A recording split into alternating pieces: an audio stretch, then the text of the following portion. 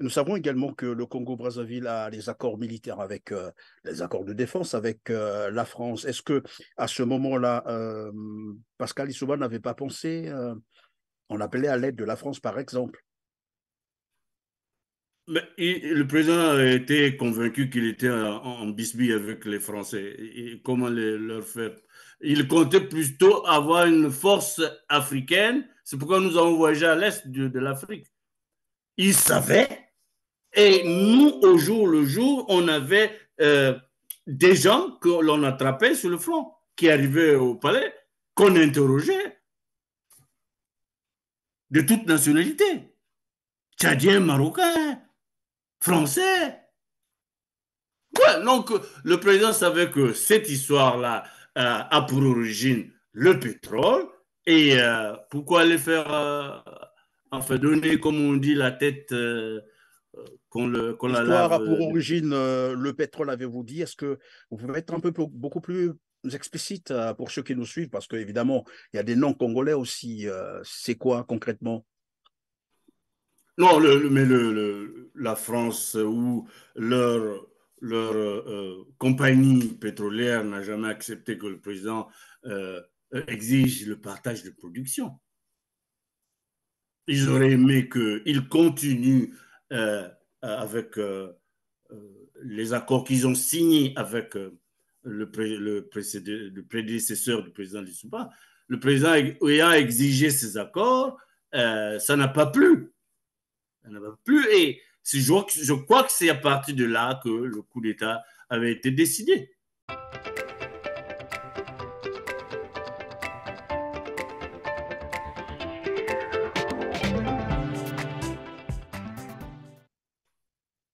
Bonjour, Tony Mabongo. Bonjour, monsieur le journaliste. Merci d'accepter cette interview sur TLR-TV7, la renaissance de l'Afrique. Vous êtes membre de l'UPADS et vous aviez en charge d'ailleurs les relations publiques dans l'équipe de campagne du professeur Pascal Lissouba en 1992. En 1997, vous étiez le concepteur et le réalisateur du plan d'évacuation du président de la République fuyant donc les mercenaires et les troupes étrangères venues en appui des miliciens de Denis Sassou Nguesso.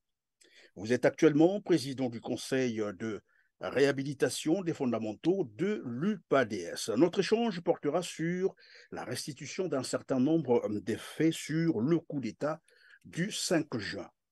Désormais, tout le monde le sait ou presque, que ce coup d'État avait été minutieusement préparé depuis la France et pour le mettre en musique, les miliciens de Denis Sassou Nguesso sont allés assassiner des citoyens congolais à Owando, y compris le père de l'ancien président de la République du Congo, le général Joachim Yumbi Opango, une provocation pour déclencher le coup d'État. Peut-on revenir sur les premiers instants d'abord de ce coup d'État? À quel moment le président Pascal Lissouba s'était-il rendu compte qu'il y avait un coup d'État en cours?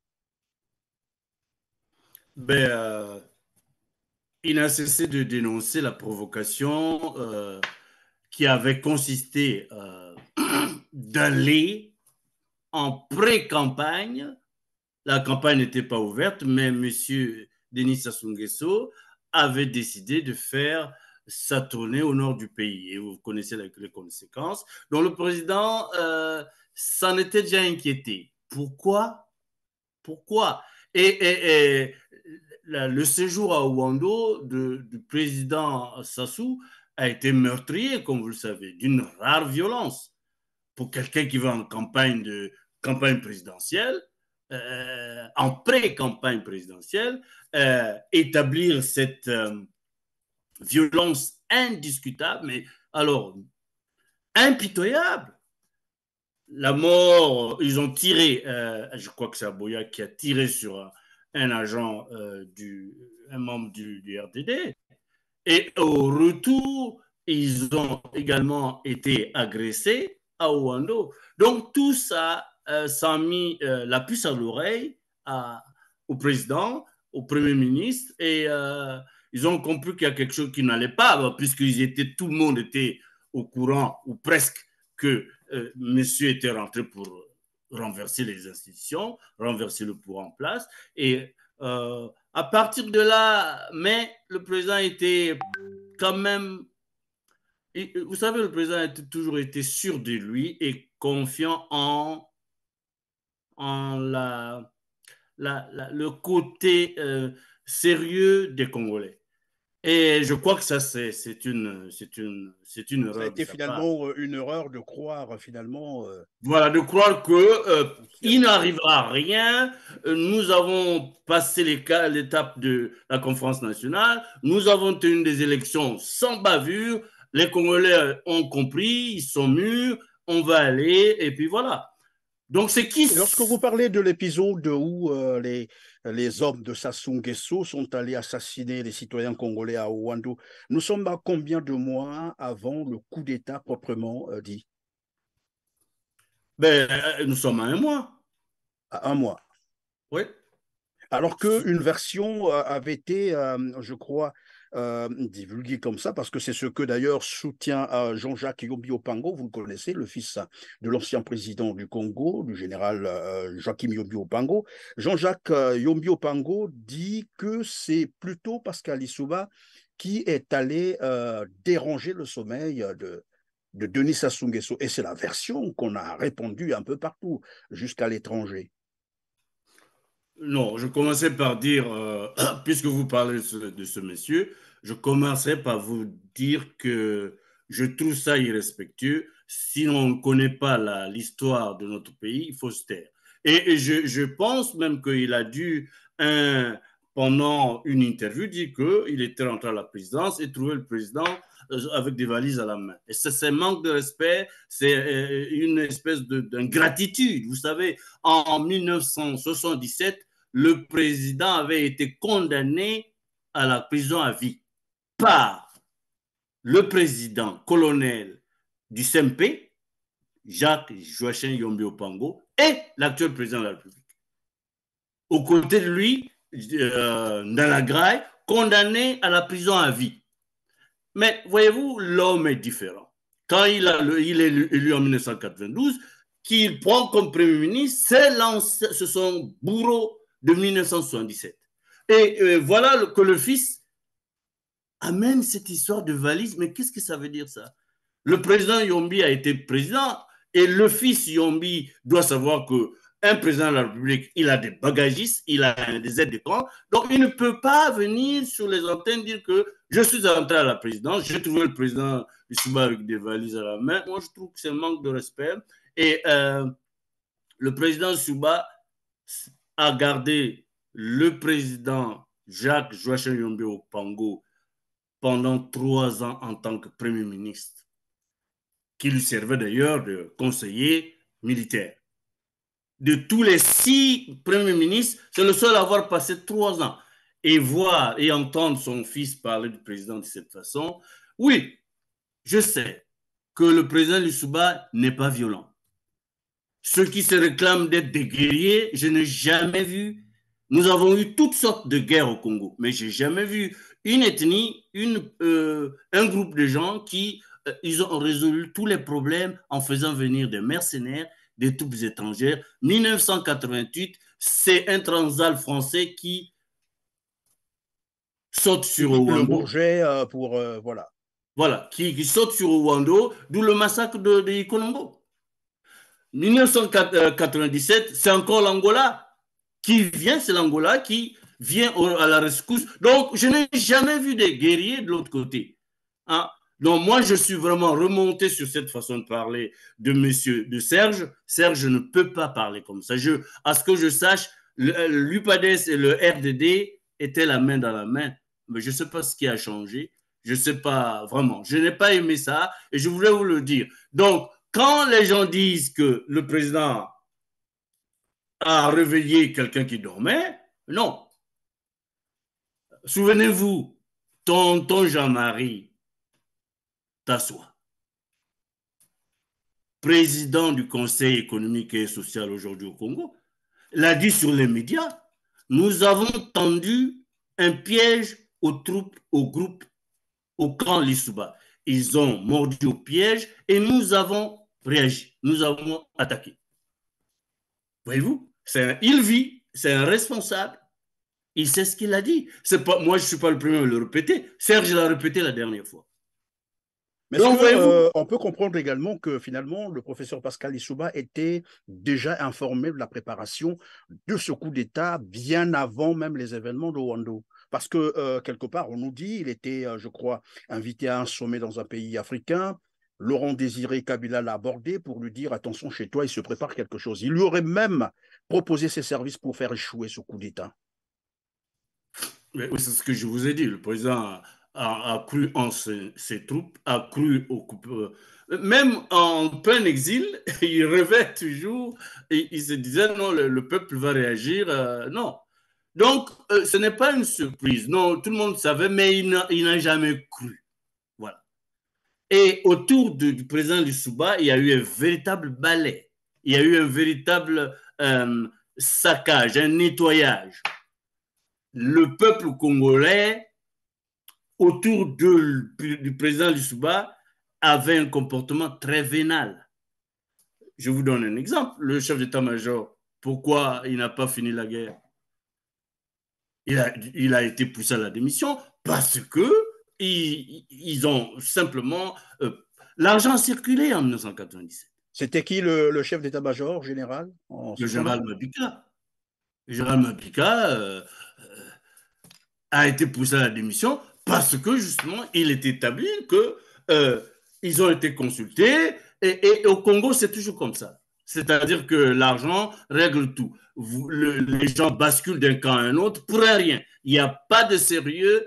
Nous ne sommes pas comme en Afrique de l'Ouest. On tient nos positions. Vous savez, vous croyez qu'au Mali, au Burkina Faso, il n'y a pas l'argent qui circule. Ça circule actuellement. Mais les gens tiennent leur bout, leur chemin. C'est ce qui s'est passé. Donc, il était au courant, mais ces troupes-là, il n'avait pas l'armée, l'armée étant à Ouando. Ces ministres eux-mêmes n'étaient plus avec lui, puisque Mbéry le dit, vous le savez, il a dit qu'il ne peut pas être du côté des perdants. Mais quand on rapportait au président Lissouba les va-et-vient entre Oyo et Brazzaville de monsieur Mbéry, le président ne croyait pas. Le président se disait, ben, c'est des amis. Mais non, c'est des amis, c'est des compères, c'est un groupe de bandits. Pardon, Et ils Tony ont Babongo, vous êtes en train de nous dire que finalement, Pascal Lissouba a été trahi aussi de l'intérieur de son pouvoir, c'est-à-dire par ses oh hommes. non, il ne faut pas dire aussi. D'abord, oui, parce que quand vous avez un président, si chacun tire le pain de son côté, il n'allait pas dans la même direction. Je me souviens une fois, le ministre du pétrole et le ministre des Finances sont à la présidence et nous disent, d'ici là, vous allez sauter. Ils ont été bernés par les gens de l'autre côté. Ça veut dire quoi, vous allez sauter d'ici là? Non, il y avait là, mais attendez, nous sommes en pleine guerre. Vous étiez au courant qu'on avait acheté des hélicoptères, hein? Moi, je rentre dans un de ces hélicoptères. Là, c'était la ferraille. Ouais. Il y avait des tonneaux dans l'hélicoptère. Des fûts. Non, non, c'est difficile à décrire. Laissez. Moi, je pense qu'il y a eu. Tout le monde a été consulté. Comme vous l'avez dit, c'est un coup d'État méticuleusement préparé. On a fait le vide autour du président. Vous connaissez-vous le conseiller militaire du président Lissouba? Un vide militaire, pas d'argent, le coup était fait. En fait, ces deux leviers-là c'était suffisant pour que le coup d'État réussisse. Aujourd'hui, nous étions, le président a été abattu après qu'il ait fait le tour à Kinshasa. Vous avez fait allusion à ce À voyage. Laurent Désiré, oui. Laurent Désiré réclamait un certain nombre de billets de banque. Se retournant vers ses ministres, personne n'avait l'argent.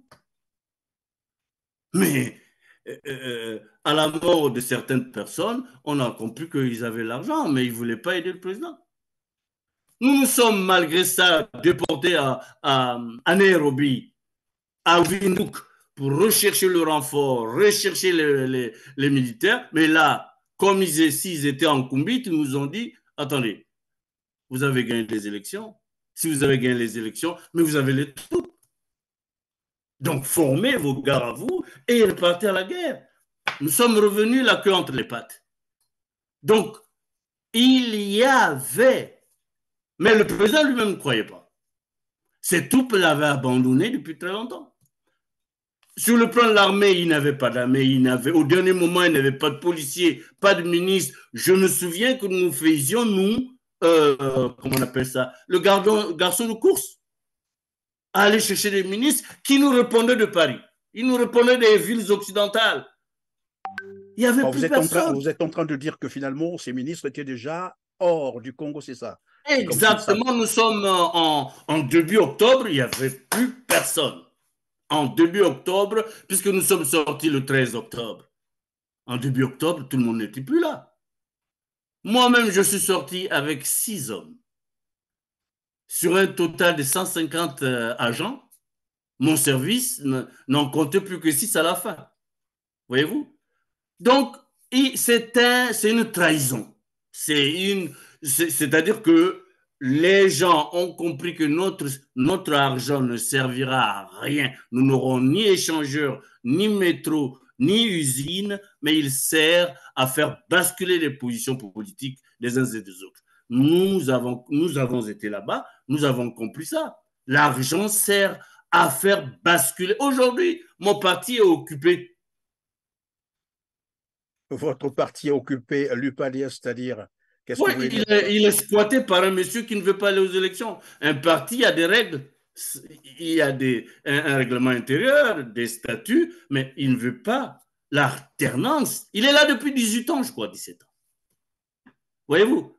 Et c'est ça, Et au moment des faits, c'est lui qui était le ministre de la Défense, c'est ça? Oui, il était le ministre de la guerre, mais je crois qu'il a... Bon, le fait que nous ayons perdu la guerre, il a fait que 3 ans. Il était ministre de la guerre, oui, mais le pauvre n'a rien vu venir de tout. Il ne savait même pas. Il est diplômé en histoire, je crois, mais la guerre, franchement, et dans ce cas-là, il n'est pas préparé. Il arrive sur un dossier. Je peux vous dire que non, ce n'est pas une façon de parler du mal de quelqu'un, mais ça m'étonnerait que le président l'ait vraiment consulté avant de le nommer. Ça m'étonnerait. Parce que le Alors, nous président savons que, demande. pardon, Tony, nous savons également que le Congo-Brazzaville a des accords militaires avec, les accords de défense avec la France. Est-ce que à ce moment-là, Pascal Lissouba n'avait pas pensé, on appelait à l'aide de la France, par exemple? Mais le président était convaincu qu'il était en bisbille avec les Français. Et comment leur faire? Il comptait plutôt avoir une force africaine. C'est pourquoi nous avons voyagé à l'est de l'Afrique. Il savait. Et nous, au jour le jour, on avait des gens que l'on attrapait sur le front, qui arrivaient au palais, qu'on interrogeait de toute nationalité. Tchadiens, Marocains, Français. Ouais, donc, le président savait que cette histoire-là a pour origine le pétrole. Et pourquoi aller faire, enfin, donner, comme on dit, la tête qu'on la L'histoire lave. a pour origine le pétrole, avez-vous dit? Est-ce que vous pouvez être un peu beaucoup plus explicite pour ceux qui nous suivent? Parce qu'évidemment, il y a des noms congolais aussi. C'est quoi concrètement?